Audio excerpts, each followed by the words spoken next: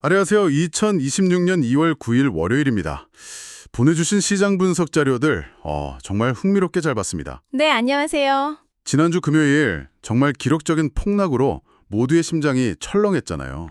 정말 그랬죠. 그래서 오늘 시장이 과연 어떻게 움직일지 다들 숨죽여 지켜봤을 텐데요. 네, 맞습니다. 오늘 저희는 이 자료들을 바탕으로 주식과 부동산, 이 한국 자산 시장의 두 축을 관통하는 핵심적인 힘겨루기와 또 그 이면의 의미를 한번 파헤쳐 보려고 합니다. 네, 자료에 나온 공포에서 안도로라는 키워드가 오늘 하루를 정말 잘 요약해 주는 것 같네요. 네, 그게 딱 맞는 표현 같아요. 자, 그럼 어디서부터 풀어가 볼까요?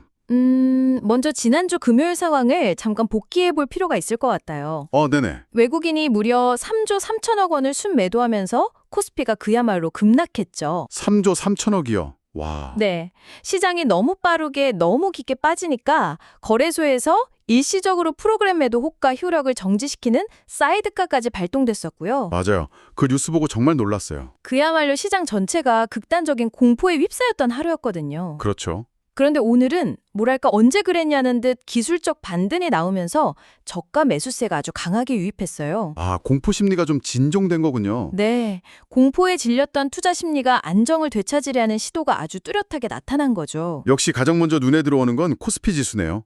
5천선. 이 상징적인 숫자를 두고 그야말로 총성 없는 전쟁이 벌어졌군요. 네, 맞습니다. 이게 단순한 지수 포인트를 넘어서 투자자들 모두에게 여기는 절대 내줄 수 없다는 어떤 심리적인 방어선 같은 느낌을 주는 것 같아요. 정확해요. 5천선은 심리적으로나 기술적으로나 매우 중요한 지지선입니다. 네. 근데 오늘 여기서 벌어진 수급 구조를 뜯어보면 정말 흥미로운데요. 어떤 점이요?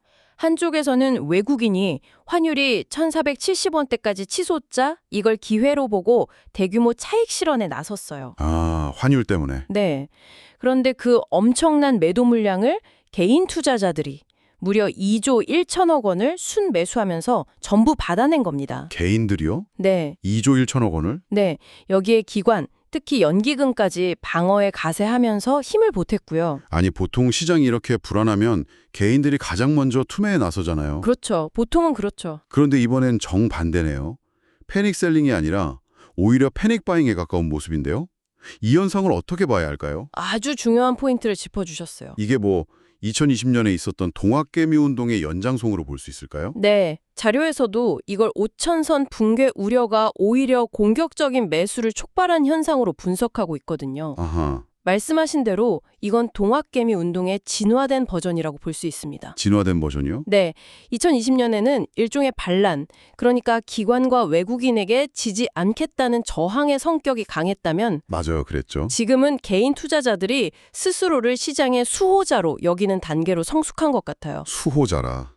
흥미로운 표현이네요. 코스피 5천선 아래는 가치 측면에서 너무 싸고 이 정도는 우리 힘으로 지켜낼 수 있다는 어떤 집단적인 자신감과 책임감이 발현된 거죠.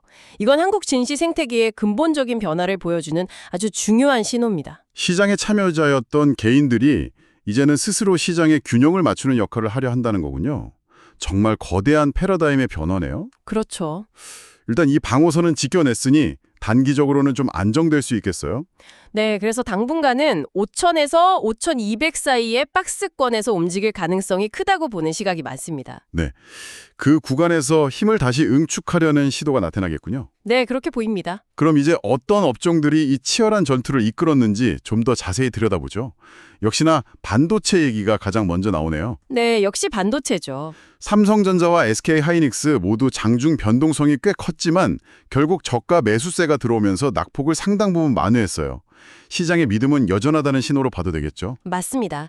AI 혁명과 데이터 센터 투자로 인한 HBM 메모리 초호황이라는 중장기적인 성장 스토리는 전혀 훼손되지 않았거든요. 그렇죠. 그래서 시장 참여자들 사이에서는 이런 단기적인 조정은 오히려 비중을 늘릴 절호의 기회다. 이런 인식이 아주 팽배합니다.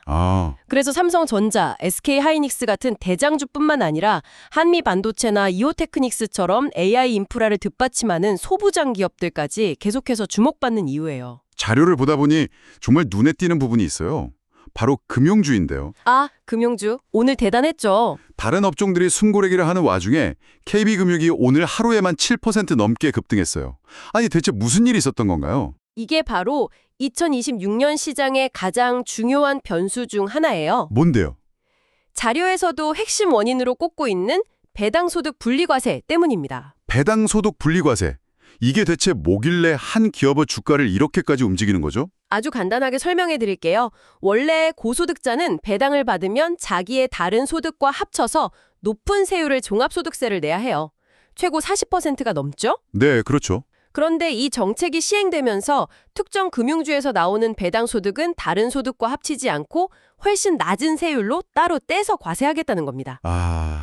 마치 정부가 고배당 금융주에 세금 할인 딱지를 붙여준 것과 같아요. 아하, 그러니까 고액 자산가들 입장에서는 똑같은 배당금을 받아도 세금을 떼고 자기 주머니에 들어오는 실제 수익이 훨씬 커지는 거군요. 바로 그거예요. 이건 정말 게임 체인저네요. 그렇죠. 실질 수익률이 극적으로 높아지니까 자산가들의 자금이 폭발적으로 몰려들고 있는 겁니다. KB금융이나 신한지주, 하나금융지주 같은 전통적인 고배당주들이 갑자기 엄청난 투자 매력을 갖게 된 거죠. 기업의 펀더멘털 변화가 아니라 정책 변화가 섹터 전체의 가치를 재평가하게 만드는 아주 강력한 사례라고 할 수 있겠네요. 네, 맞습니다. 그렇군요. 정책이라는 거대한 바람이 특정 섹터로 돈의 흐름을 완전히 막아놓고 있네요. 근데 이런 정책발 호재에만 의존하는 건 좀 위험하지 않을까요? 어떤 점에서요? 이게 단기적인 슈거러시, 그러니까 일시적인 단물에 그칠 가능성은 없나요? 만약 은행들의 실제 이익 성장이 뒷받침되지 않으면 나중에는 세금 혜택만 있는 정체된 자산을 들고 있게 되는 건 아닐까요? 굉장히 합리적인 우려입니다. 자료에서도 그 점을 간과하지는 않아요. 네.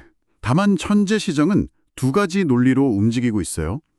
첫째, 저금리 기조로 전환되면 은행들의 예대 마진이 줄어들 수 있다는 우려보다 당장의 정책적 수혜가 훨씬 더 강력하다고 판단하는 거죠.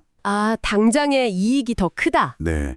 그리고 둘째, 이 정책이 단순히 자산가들뿐만 아니라 장기적으로는 배당 확대를 유도해서 기업의 주주환원 문화를 개선하고 이른바 코리아 디스카운트를 해소하는 데 기여할 거라는 기대감도 함께 작용하고 있습니다. 그렇군요. 물론 말씀하신 것처럼 실적 성적이 동반되는지는 계속해서 지켜봐야 할 가장 중요한 변수입니다. 알겠습니다.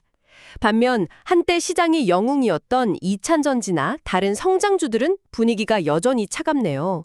자료를 보면 급락 지속이라는 표현까지 나오고요. 네, 높은 밸류에이션에 대한 부담감하고 또 수급 이탈이 겹치면서 조정을 계속 받고 있어요. 오늘 보인 반등도 추세적인 회복이라기보다는 그동안의 하락이 너무 과했다는 인식에 따른 기술적 반등 수준으로 해석하는 시각이 지배적입니다. 결국 시장의 자금이 반도체와 금융주처럼 확실한 명분과 스토리가 있는 곳으로만 집중되고 있군요. 네, 상대적으로 소외되는 모습이 뚜렷해요. 들어보니 주식시장에서는 선택과 집중, 즉 양극화가 아주 심하게 나타나고 있네요.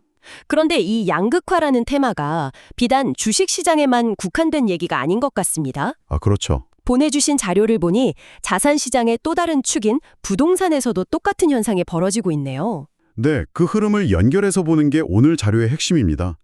부동산 시장은 한마디로 극과 극이에요. 극과 극이요. 서울은 강보합세를 보이면 회복 조짐을 보이는 반면 지방은 구조적인 침체 국면을 벗어나지 못하고 있어요. 같은 대한민국이지만 전혀 다른 두 개의 시장이 형성되고 있는 거죠. 서울 시장이 회복되는 이유가 뭘까요?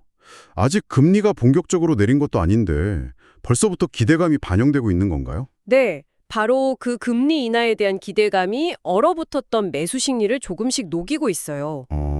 여기에 천정부지로 치솟는 전세 가격에 지친 세입자들이 이럴 바엔 차라리 사자며 매매로 전환하려는 수요도 나타나고 있고요. 전세 수요가 매매 수요로. 네, 고질적인 공급 부족 문제까지 더해지면서 가격 방어력이 강해지는 겁니다.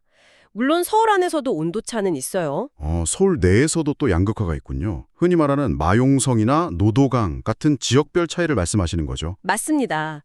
강남 3구는 꾸준히 상승세를 이어가고 있고 한강 북부의 핵심 주거지인 이른바 마용성, 즉 마포, 용산, 성동구도 뚜렷한 반등세를 보이고 있어요. 네. 하지만 상대적으로 외곽 지역인 노도강, 노원, 도봉, 강북구는 아직 횡보 상태에 머물러 있습니다. 결국 수요가 가장 탄탄한 핵심 지역부터 온기가 퍼지고 있는 거네요. 네, 그런 셈이죠. 반면 지방은 대구가 계속 하락하고 울산이 횡보하는 등 상황이 좋지 않군요. 부산마저도 지역별로 차별화가 심하다고 하고요. 이 격차가 앞으로 더 벌어질 수도 있겠네요. 그럴 가능성이 크죠. 그런데 이 추세가 정말 돌이킬 수 없는 흐름일까요? 자료에서는 지방시장의 반등을 이끌 만한 잠재적인 촉매제, 예를 들어 대규모 정부 인프라 프로젝트나 유력 기업의 이전 같은 변수에 대해서는 언급이 없나요? 주된 시각이에요. 아, 그렇군요. 물론 개별 지역별로 호재가 있을 수는 있겠죠.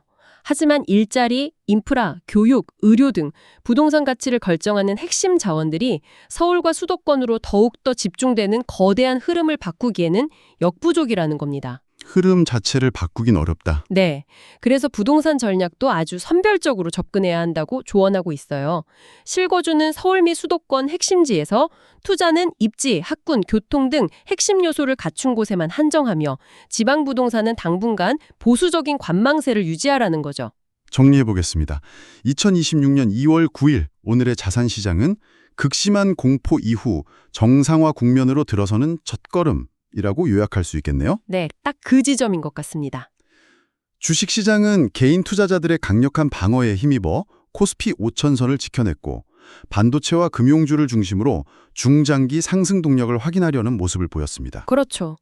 그리고 부동산 시장은 서울 핵심 지역의 회복과 지방의 침체라는 뚜렷한 양극화 현상이 더욱 고착화되는 하루였고요. 네. 오늘 시장은 특히 거대한 자본 흐름의 충돌을 아주 명확하게 보여줬어요. 자본의 충돌이요? 한쪽에서는 높은 환율과 글로벌 불확실성을 보고 차익 실현에 나선 외국인 자본이 있었고 네. 다른 한쪽에서는 가격 그 자체의 매력과 이 선은 무너지지 않는다는 믿음으로 과감하게 베팅한 국내 개인 투자자들의 자본이 있었죠. 단기적으로 누가 이길지는 알 수 없지만 서로 전혀 다른 논리와 시간 지평을 가지고 시장에 접근하고 있다는 점이 아주 인상적인 하루였습니다. 오늘 분석을 마무리하며 이 자료들을 바탕으로 생각해 볼 만한 질문을 하나 남겨드리고 싶습니다. 네. 자료에서는 개인 투자자들의 막대한 자금 유입을 시장의 방어선으로 긍정적으로 묘사하고 있어요. 하지만 여기서 한 걸음 더 나아가 이런 질문을 던져볼 수 있겠습니다. 어떤 질문이죠? 이처럼 개인 투자자들의 힘이 외국인, 기관 투자자들과 정면으로 맞설 만큼 거대해진 현상이 장기적으로 한국 시장의 변동성과 투자 생태계 자체를 어떻게 바꿔놓게 될까요? 이것이 시장의 안정성을 높이는 긍정적인 힘이 될지 혹은 예측 불가능성을 키우는 새로운 변수가 될지 말이죠.